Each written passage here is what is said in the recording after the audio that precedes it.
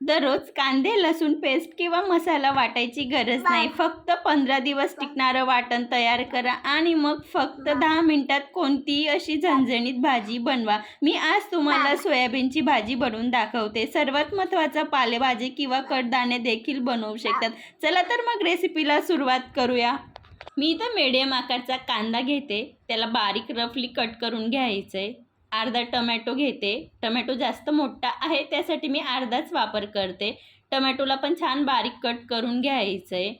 ही भाजी बनवण्यासाठी जराही आपल्याला आलं लसूण वगैरेची पेस्ट यूज करायची गरज नाही आहे. ही भाजी काय हे वाटण वापरून कोणतीही भाजी बनवली तरीही जराही कोणतीच पेस्टची गरज पडत नाही. आता गॅस ऑन करून पातेली ठेवायची आहे. पातेलीमध्ये मी 2.5 ग्लास पाणी ॲड करते. म्हणजे जेवढे सोयाबीन व्यवस्थित डीप होतील तेवढे पाण्याचा वापर करायचा आहे.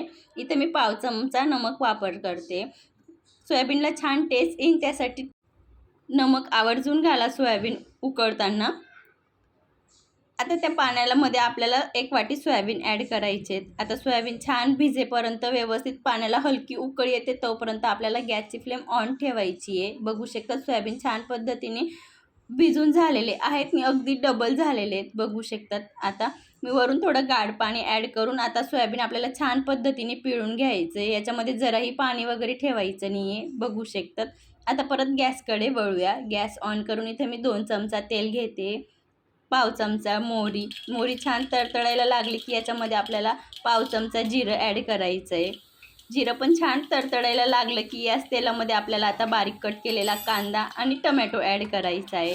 तेल खूप जास्त गरम झालेलं आहे आणि मोहरी आणि जिरं छान तडतडलेलं आहे तर भाजीला खूप छान टेस्ट येणार.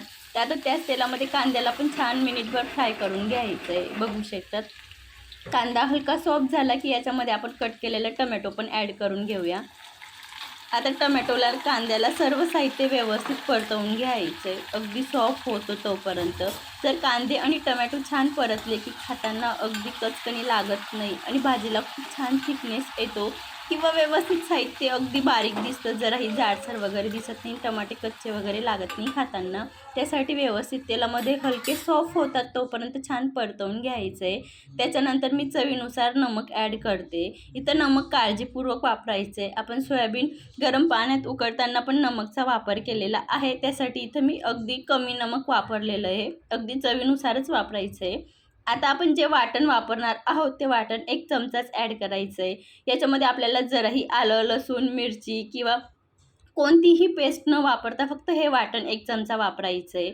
मी तर अगदी सुक्की भाजी बनवणार आहे त्यासाठी 1 चमचा वापरते. जर तुम्हाला रस्सा भाजी बनवायची असेल तर तुम्ही 1.5 ते 2 चमचा वापरू शकतात हे वाटण. आणि हे वाटणने भाजी खूप दाटसर होते. अगदी छान बाइंडिंग येते भाजीला. याच्यामध्ये मी खोबरं लसूण आले कोथिंबीर जिरं धने पांढरे तीळ आणि कांदे याचं वाटण बनवलेलं आहे. जर तुम्हाला या वाटणाचा व्हिडिओ बघायचा असेल तर मी खाली लिंक दिलेली आहे, नक्की बघा.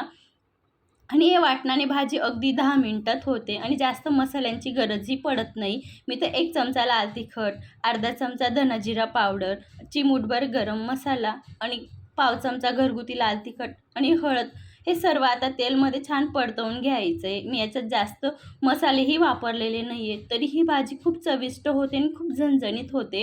आता मी साईडला थोडं गरम पाणी ठेवलेलं होतं ग्लासभर. आता अगदी पाव ग्लास पाणी ॲड करून मसाले तेल सुटेपर्यंत छान परतवून घ्यायचे. बघू शकतात या पद्धतीने मसाल्यांना छान तेल सुटायला लागलं की आता अजून थोडं पाणी ॲड करून व्यवस्थित मिक्स करून घ्यायचं आहे. आता या पोझिशनला तुम्हाला किती हवं तितकं तुम्ही पाणी ॲड करू शकतात. बघू शकतात आपली ग्रेव्ही किती दाटसर आणि किती छान झालेली आहे.